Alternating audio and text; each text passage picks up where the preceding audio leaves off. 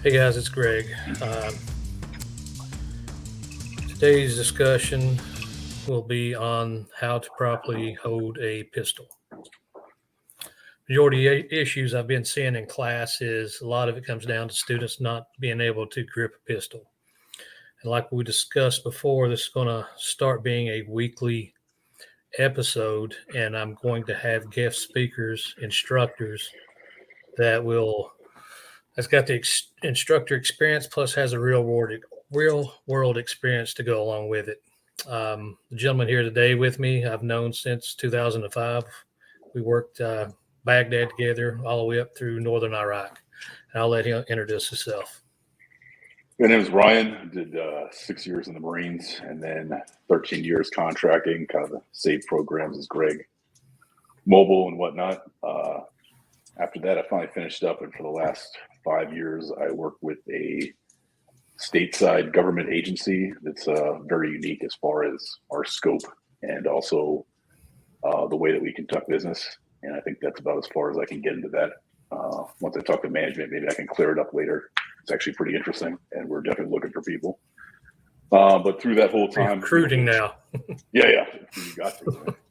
But including that whole time, we've been doing basically running different ranges, setting up training, having to do from low profile to large teams to two guys in their own in a car, which we've done overseas, to kind of like just by yourself. Might be lower profile, might have a plate carrier, might be just a pistol in your pants. So being able to set up ranges, purpose-driven training to accommodate all those different things is actually what's been a challenge. So I feel like I've kind of learned a lot from all that and all the different years of implementing all of those things in a real-world environment. When teaching civilians and teaching actual operators, what do you notice is a common issue with their grip? The biggest thing I ran into is that, there's a couple of civilian friends that I've had that I taught to shoot, and that was actually one of the biggest things you have to think about is sometimes you forget you take some of the most basic stuff for granted. So I usually just make a trading outline where I'll say, okay, grip, and then I'll go over the 4 different things. Civilians mostly are, sometimes it seems like a lot of times they don't want to play with their grip, so whatever they've been instructed on, they just go with that. Maybe they'll watch a YouTube video or talk to one of their friends and they'll just go with, hey, he said this, I'm doing this, instead of like tweaking it. I like to teach 2 to 3 different ways and just see which one they perform with best. If they're actually performing with the first one that shows, then that's fine. I'm not going to adjust it because too many options is the same as a problem of only one option as well. For the most part, it's always too high up on the frame or too low on the frame, which surprisingly you can get too high up. I know people don't listen to that. Folding the thumbs over, there's going to be a lot of malfunctions. Sometimes it's to the point where they're actually rubbing the slide too hard, where it's interrupting the cycle of operations, or they're just riding on the slide stop / slide release, and that's causing an issue as well. Especially with gloves on. I've noticed that a lot with gloves as well. Yep, that would run off if the gloves are too loose. It starts getting in the middle of it, pinching actually at the trigger, surprisingly. Another issue they'll run into as well is when they actually start running the pistol. We're able to display this here in this recording, right? All right, so here we go. We have a Shadow Systems MR920, basically fancy Glock 19 copy here. What they'll run into is that when they have the grip on here, if so, depending how large your hands are, there's really not too much room here. So instead of actually folding it into it, what they're going to wind up doing is actually rolling so far forward that now there's this huge gap. And it's very indicative when you see people start shooting because they'll just keep resetting, keep rolling. And that's the point, is that they're not really getting in there. So we have the concept of obviously master grip. I've got bigger hands, folding it in there and taking up that space. But that's the issue, is they're not putting that pressure as if you're pushing together. It's just there. And you can just see it sliding every time. And now you're just doing all the work with your main, like with your right hand, not your support hand. Yeah, the common misconception that I hear, because it's been done years, is just squeeze the shit out of it, right? Yeah. Because you can't do a 50, 60. Yeah. And push pull. I see a lot of students when they do that, then all of a sudden they start milking it. So at that point, then they can't get a solid group with it as well. Have you seen that? So that's too, they'll start saying, hey, I heard 60-40. I'll be honest, I can't really tell the difference when I do it. And if I do try and do it, I find out it's way too light. So honestly, what I usually start with is I tell them, let's just crush this thing. All right. And then let's do it with this hand. And when it starts shaking, let's back it off a little bit. And if you can, think about this support hand being stronger grip than the right, only because, and this happens to me if I do it, if it's too hard on the right hand, as I'm squeezing, these bottom fingers here are going to start pushing a little left as I'm firing because it's too much, right? So that becomes a bigger issue. Same thing too with, okay, we have the master grip, we're putting our hand in there, here it is. All right, and with the space that's empty, putting it in here, my fingers are kind of in the way, but I'm wrapping this here, right? Pinching it in. Sometimes it gets obstructed trigger guard, not an issue for me. And then rolling this thing forward. Oops, sorry, here we go for the camera. Straight pointing it, right? So fairly easy at that point. And then again, crushing with that left hand. Because at that point, although we want to pull the trigger straight to the rear without disturbing the sights, to be honest, at least for me and a lot of people, if I'm really crushing that grip to the point where it's not shaking, I could slap that trigger, or I could have somebody else put their finger in there and slap that trigger.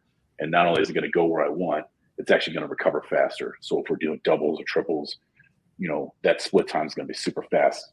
Not just because I've pointed it, but I'm actually picking up that either front sight or that dot before I hit that second, and it's immediate. And you'll see people getting sloppy. As soon as they start moving that left hand around, I know we need to restructure the grip. There's a couple ways that we can do that with either sliding it more farther forward, all right, pushing on the lower part of the frame, making sure that they're actually touching. A lot of times with people with longer fingernails, like if you're teaching some women, they have trouble getting that blank space covered because their nails are in the way or it's stabbing them. So there's ways that we can just roll that forward more and to point. Once that thumb's pointing, now I'm actually locking this wrist, which is a lot easier to keep it stable as opposed to just fighting it straight, right? Just by creating that angle. I'm glad you said that, because that's a lot of times I've noticed students, two things they don't understand. Recoil is going to go path of least resistance. Yes. And then when it comes down to actual shooting, to me, locking your wrists is where it's all about. So now the recoil is hitting something solid initially versus traveling all the way up through your body. Like for instance, if I'm here, if I can get the 45 here, it's locking everything. So I'm moving here versus coming all the way up this way. Yeah, that's true. And that's the thing, is that sometimes when people see that blank space, if they cover it up or they can't get it totally covered up, that's the problem they run into. They're focusing on that. But in reality, it's actually in their current style, not providing any friction, right? It's just, I know I have to cover this blank space. And that's a good rule of thumb, but we have to explain the intent behind it. So another thing too is when I say something like, I make a fist, lock your wrist, you kind of can, but like you said, until you actually roll that forward and make that angle, then you can really feel it. So we're not just fighting with our arms, that wrist is what's doing it. Another easy way to do it is to say, okay, put your hands together like this, right? Like we're pinning something here. We don't want it to fall like a piece of paper, right? Ultimately, that'd be great because we're putting that side pressure on it. Obviously, once we make a fist, we're closing that even better, right? Well, the further you go out, the harder it is to make that fist, right? Well, ultimately, that's what we're trying to do. So whether it's, you know, rolling the shoulders up or rolling them down, we're putting that pressure against it more like a vice, as opposed to I'm just crushing this with a, you know, regular holding onto a hammer as hard as I can, right? So just trying to explain what we're ultimately going for, as opposed to just here's one or two steps and a few things to remember. I feel like you have to explain it beyond it. No, I agree, because that's one of the things that I actually do with my grip is when I push out, I actually flare my elbows out, which creates the vise right under the slide. Yeah, so I have two ways to do that. I've been trying it with both. You know, people will do the old shoulder up, like that's not really doing anything. Wrists are straight, right? The old turtle. Yeah, it's just not working. So once you come up, you roll that in. Hey, great, here's our presentation. I can either come out to right here, it's pointing where it has to. Those elbows are up, like you said. Or another way you'll see people do it is we'll start levering down. So again, my arms aren't completely straight, but they're torqued down just enough, and now it comes straight up for presentation, right? And so it's something to play with while they're shooting, and really you're only going to see it. Single shots, that's fine. You'll see the recovery, but just start doing doubles and do it at like 15. Because if you're experienced enough and your presentation is good enough, at 7, I mean, in all honesty, most people can just point the gun and you're good to go, right? But we're not really, we're not seeing the recovery on those sites that at least 15 and further you're going to need. And that's when it'll show itself. So crank it up, crank it down, you know, get that grip solid. And then I'll start writing, okay, here's the training outline. Let's go over grip. Here's one way. Okay, here's another. Here's 3 things to consider. And then I'm going to expand on that and explain why. You don't ever want to say, don't do this or don't do that, because the next thing you know, that's what you're thinking of, right? So somebody's jerking the trigger, I'll be like, hey, great, let's try and, move your trigger finger. Let's move it. Okay, are we able to pull straight to the rear without disturbing it as much this way? Great. And then coming down to, next thing it's going to be stance, presentation, there's just a whole litany of it. But I find a lot of guys that do our job are great, and I'll watch what they're doing, and I might say, hey, why do you do it that way? And a lot of times it's not because it's better. It might be because, oh, my shoulder's blown out, or my finger doesn't work, right? So sometimes you have to really dive deep and find out why it is they're doing that way, because it only might be specific to them. Or some of them are just, hey, I've been doing it so long this way, it wasn't great instruction, but I'm just going to stick with it. Hey, I've got results. I mean, I have a buddy that when he comes out, this shoulder is almost all the way up squared like this. It's very weird. And I'm not sure why, but if you watch him, there's no issues with it. Like, why change it right at this point? But I feel like that's what it is. Yeah, because in the Marines, it was results. And in the Marines, it was really hard initially. With I started shooting pistols when I was younger. Probably not the greatest. It was just like, okay, let's go with your dad and shoot some guns. But in the Marines, it's very hard to go on the pistol range based on certain aspects of it. And when you do, at the time, it was more like bullseye shooting. So it was really not enough time to kind of correct, like, hey, you're doing low left, here's the problem. It's more like, all right, fire, oh, let it go, oh, recovered it, And then from there, with our job in Iraq, a lot of pistol shoot you're doing all the time, you're shooting with great dudes. That's when you start picking it up. You're like, all right, hey, watch me, come over here and watch this. Like, see what I'm doing wrong. All right, try this, great, here we go. And then just kind of snowballs from there. Well, that's one of the things I'm starting to see more and more 2011 shooters now. Staccato's out. So, I mean, everyone's moving over to the double stack 1911s. And with that, and that's one of the things I tell the students. Two things that I try to get them away from is a lot of times they'll put their index finger up here on the front of the trigger guard. They start moving it left and right. But one of the things that they forget, to me, is the thumb safety. That's a perfect lever. So when you come down, you keep it to help with recoil. It locks everything in. But when you start shooting strong hand only and weak hand only, it still gives you leverage to actually control your pistol. That's actually a good point. So, a lot of guys that we work with, everybody enjoys 1911, say they're fun. But the limited capacity is kind of what's holding people off. So now, with Staccato actually making stuff that's reliable and a couple other companies, hey, that sounds great. The grip angle, everything works for everybody. Let's shoot it. But the manual of arms with the safety is usually what the problem is, only because it's very rare that guys are used to using it. So we just do the same thing like you talk about and just sell it as like, hey, this is the gas pedal. The internet cut off. There you are. All right. Where did it cut out at? Technical difficulties. All right. Well, anyway, what I was saying is switching back over to a double stack. That's what's great.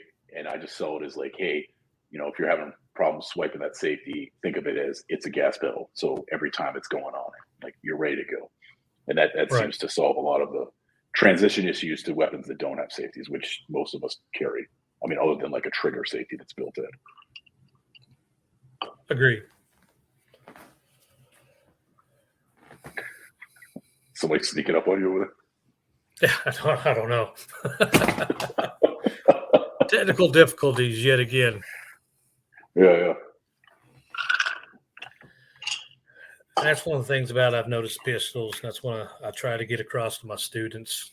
A lot of times what happens, they'll find there's two things.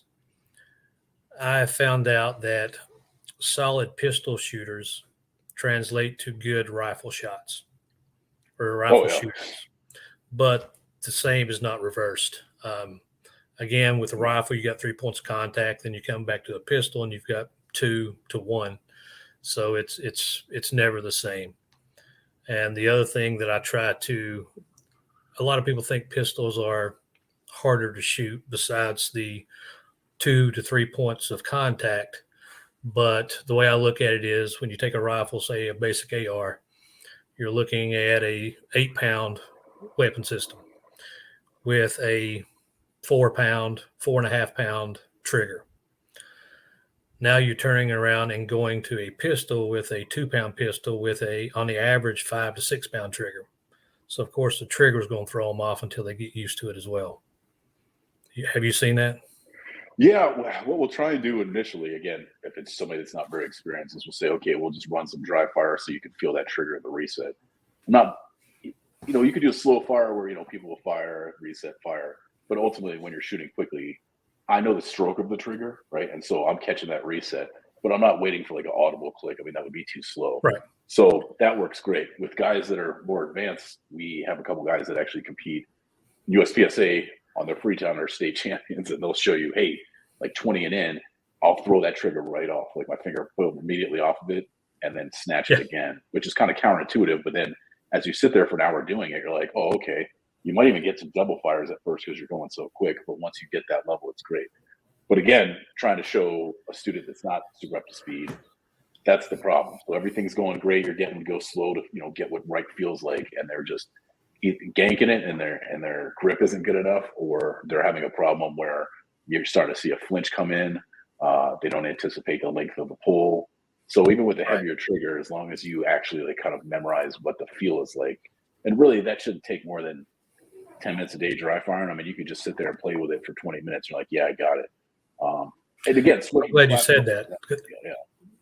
That's one of the things that I've noticed, because when shooters are having issues, I ask how much you dry fire. Yeah. 99% of them say, well, I don't, or not enough. And I've been carrying a pistol for 25 plus years, and I still dry fire 15 minutes every single day. It's really going to show. Yeah, I'm sorry. It's going to really show on the draw, especially once you start carrying appendix, or we're actually doing real concealed. You'll see it. It's going to be slow. It's going to be hung up. Once they come out, you think they're at full presentation, they're going to pull that trigger, and there's like a half second, quarter second hesitation. And it's them trying to find that side of that dot because they haven't done slow reps to build that muscle memory. So you're getting like an actual giant correction built in as opposed to like a small one. And I even tell guys, like, if you don't want to set time aside, say you're about to go out, be like, cool, I put my holster on, obviously unload the gun. And then here you go, I'm going to do like 10 reps. All right, great. Maybe you're just doing presentation, you're not pulling the trigger. Again, download the gun. All right. And then you're good to go. Like, great, every morning. You got to say that. Ready to go. Yeah, I do. And again, that's also the other aspect that we like to talk about. And I do it when I'm teaching civilian people as well, or people with not a lot of experience, is that this isn't really training for USPSA. So although there are other things that might make you a little bit faster, and that's what they're trying to do, is ultimately build that speed, and obviously accuracy comes into play. But at this point, we're talking about what's going to work every time. So I'm not going to do like a small shirt pull. I'm going to do over exaggerated, because every time that garment's going to clear. I'm going to push out this way because every time that's going to work. Because we're teaching in the sense that I'm going to use this weapon. And obviously, no one's just murdering people. So if somebody's shooting at you, or there's a situation where you actually need to present this weapon, let's make sure that we do it in a way that's going to work every time. And so and you get a lot of questions about, well, I saw this guy do that, I do this. I used to entertain it. Now, if they're newer, I just say, that's great. For example, one guy was talking about, I kept trying to get a stance squared away because later on we're shooting a rifle, and I need, with the M4 standing up, I need you to be squared up and understand the basic mechanics. He said, hey, this guy, it's like a Green Beret, he's here, he's retired, he can shoot on one leg and it's not important. I was like, well, yeah, to a sense, sure. But I mean, you're having trouble hitting this at the 7 yards right now. I'm just trying to take out all of the factors so that I know, oh, wow, it's your trigger grip. Okay, great. It's not you standing on one foot. Like, we're not even there yet, but I'll entertain it if you want me to explain it to you. I was like, sure, later on, great. Yeah, one-handed, whatever. But we're not even there. And I need to square away all of these bad habits to get you set up for success. And then, it's like trading and indexing, right? Hey, maybe later on, I'm halfway up the stairs. I'm not in a great stance. I'm trading up that great stance, right, for speed, quickness, and I can still make that shot. And so we're just not there. I mean, And that's the other thing. I'm glad you touched on that, is stance, which we try to be on a flat range. It's nice to have that perfect stance, but we both know in the real world, you're not going to get a flat. So that's what I try to stress to everyone is, it's there so you can get your fundamentals down correctly. Yeah, 100%. Yeah. But after you get to your fundamentals, very seldom in the real world, in a gunfight, are you going to be able to get that perfect stance, or you'll be dead. Yeah. Well, that's the thing. Yeah, you hope that in a day you can drill in, stance, grip, trigger pull, Right. firing sights, presentation. Very basic. Great. We're there. You own a gun. You can draw it out and hit this target in a reasonable amount of time. Okay, well, let's start walking. That's great. Now we're giving up some stuff. There's things to consider. There's ways to improve it, but it's still not going to be great. Well, the problem is you'll see people just walking forward. Great. That's the first start. But you have to look at it too. When you watch somebody walking, you're like, what is that really doing? I mean, you're going really slow and you're having a hard time. Yeah. So that's just one. You're going straight at them. Yeah. That kind of works in a house, I guess, if you're doing a raid as a civilian, maybe if you have to go to your kid's room, I guess. But yeah, I'd more prefer going right, left. Hey, there's a piece of cover. Maybe I'm firing a couple rounds running, or I'm moving at a really good pace. And then that's what we're going to build on. Agreed. Can I do these basic movements, or can I utilize this cover? Now I'm in a very awkward shooting position or an alternate shooting position.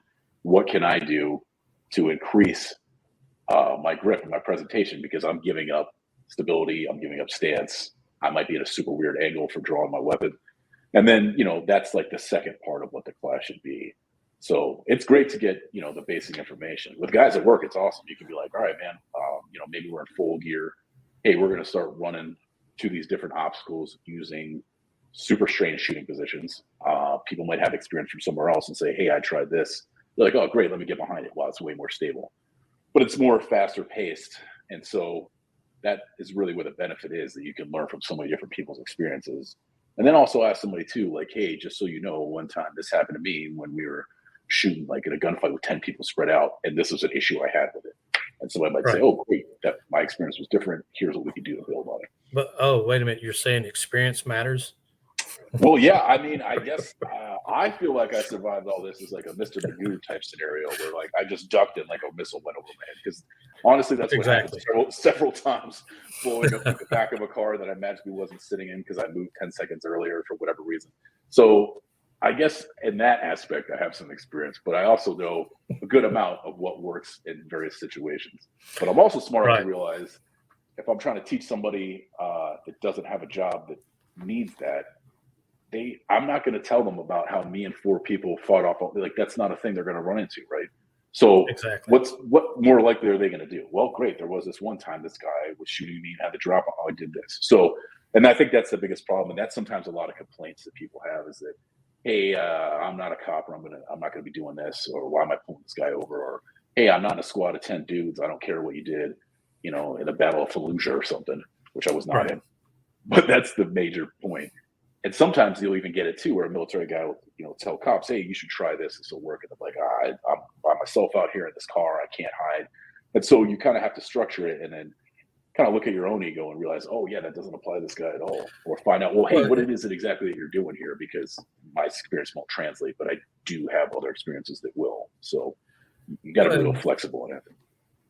In that, and that's what I try to stress in a lot of these talks is, if an instructor, just because he's former military, doesn't mean he is exactly what you need. Oh, yeah. Very seldom, unless you're in a specialized unit, did you have guys that actually utilized a pistol.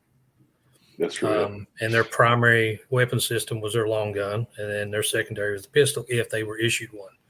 Whereas you get with other guys, and a lot of what we done downrange was pistols all you had. Yep. Or you get with their mission sets like HRT. I mean, in a linear, a pistol may be all you can use because of your spacing. So I try to stress that as well, just for people to do their research, especially on, just because someone's former military or say there's former law enforcement doesn't mean they make a good instructor as well. Well, again, I said sometimes that's an instructor for egos too. You think, hey, I did all this and that is great, but what you were doing, although super awesome, I don't think that translates to a lot of civilian students' more than likely experiences. And so you have to take what worked for you that they'll most likely run into. I mean, if you want to get into that later, that's great. We had experiences where we could take over a house with 12 guys, or maybe it's me and another dude. So, having to train for those which made it tough. Like, okay, now we have to do 2-man CQB. Like, all right, we wish we had the 12 guys again, or 3 or 4. And I think that was good doing it. And then also being able to actually like instruct is tough. Some people have a tough time explaining what it is that you're doing wrong or how to correct it. or just conveying what they thought in their mind. I don't really have a problem with public speaking. I think I'm pretty good about it, but that's one thing I learned working all these jobs is we work with guys that are professional schoolhouse instructors. So we would teach classes all the time. I mean, it could have been like we taught about SATCOM radios, right? Great. Right. Hey, somebody watched me from the back. Give me like a murder board. What did I do wrong? Did I go in an actual linear progression and hit each point and explain what to do? Do I make my own training outlines to go over it? Because I still do, just to make sure that I don't miss something. And then also with each step of, for example, shooting a pistol, once we go over grip, I might actually have them shoot a course of fire that's going to reinforce that particular lesson, right? Okay, next is presentation. Great. Here's a totally different course of fire that's going to reinforce that. And everything's building on it. And if we need to go back to help somebody out, cool, we can figure out which section it is they're having issues with. And I think that's the biggest thing. So, I mean, there's some guys that are great at instructing, and that's nothing to say either. Maybe this guy is super cool at teaching you how to present a pistol and fire, and he's the best guy ever, and he doesn't have any real world experience. Well, great. I mean, that's cool. Definitely let me get better at that. But let's not get into, hey, here's how you do it in a gunfight. It's like, well, hold on now. I mean, if you don't have experience with that, let's not get into that. But man, there were times where I want to shoot way faster, and I would find like a USPSA Grandmaster. I was like, hey man, you know, I'm doing a little left. This seems a little slow, and man, he spun me up big time. So that was great. So you want to tailor what you have. You want to find the reviews, and on YouTube, if you can see part of their course, which some are actually letting people do, you could actually see their method of instruction. Like, oh, that's great, or you know, that makes perfect sense to me, or you know, I'm stupid. I need it explained 15 times. Like, I'd rather have somebody talk to me like I'm an idiot. You know? Yeah.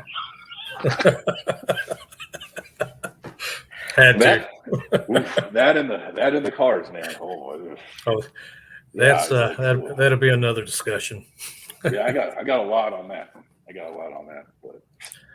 But now we'll go ahead and wrap it up. Do you got anything else to add on your grip that will help some of these guys?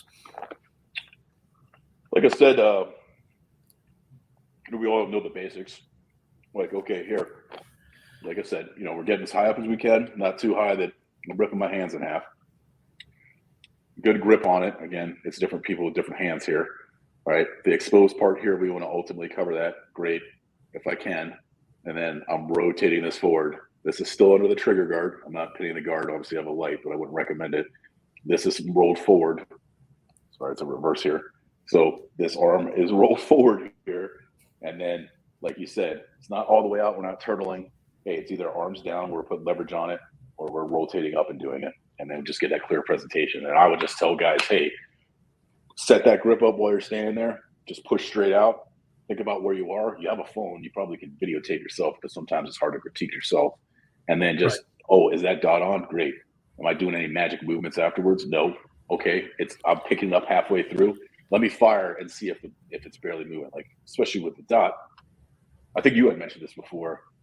And you'll pick it up. Sometimes you'll fire, and you know, if you're great, you can keep the dot in the window. Sometimes you can't.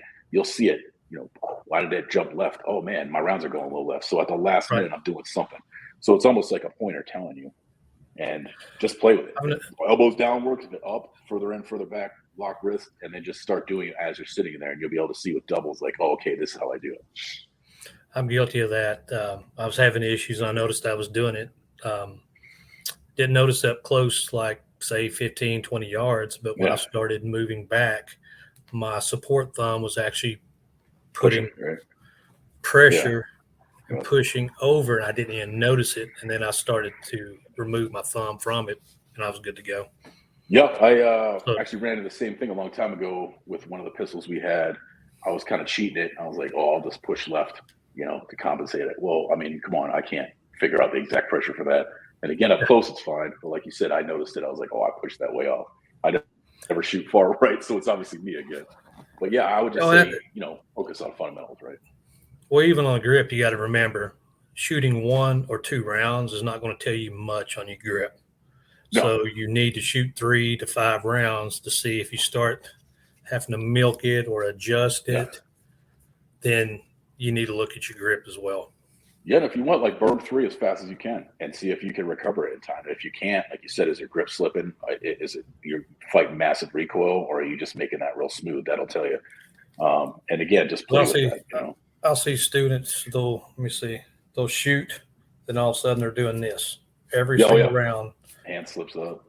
They're doing this, and then so again, the key to shooting. I like to do a demonstration, and I believe I posted a video of it.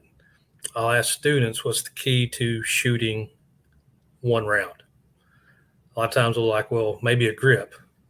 Well, no, we both know the key to shooting a solid round is manipulating the trigger straight and back without disrupting your sights. Yep. Knowing that I can flip the pistol upside down and hit targets 10, 15, 25 yards. It's not fast, but I can still get the accuracy with it. And then you flip it upside down and shoot it right. Then once you get the grip like you were talking, then it just locks it in. Yeah, my brother does the same thing. And, like you said, that is always going to be number one. If you limp wrist it or you're just barely touching it with one hand, it's going to be that trigger pull every time. Now, I could get dirty with that trigger if I'm getting that grip real tight in there. And that's where he said, like, everything's got to fit together. I'm glad you mentioned it, limp wristing. A lot of times what happens is if you're very flexible here, what happens is when your slide comes back, you have to have a solid portion for it to go back and move backwards. If not, you'll induce a malfunction. Oh, 100%, yeah. But again, it's just trying to get it. I've got a buddy that teaches for an organization for people that don't necessarily carry guns, but they rate it. And it's the same thing with whatever pistol they're using. He'll just show, hey, look, see that 200-yard seal? Bang, there it is. And he's just reinforcing it. Like trigger control, but again, trading and indexing. If I got that grip pretty tight, I'm not going to disrupt it. Now, if I have a loose grip and it's not perfect trigger control, then I'm disrupting it. Same thing, too, is I'm not recovering the pistol fast enough for a follow-on shot because I'm not implementing that grip. So everything's got to be in there. And then also stop staring through the red dot. That's a whole nother thing.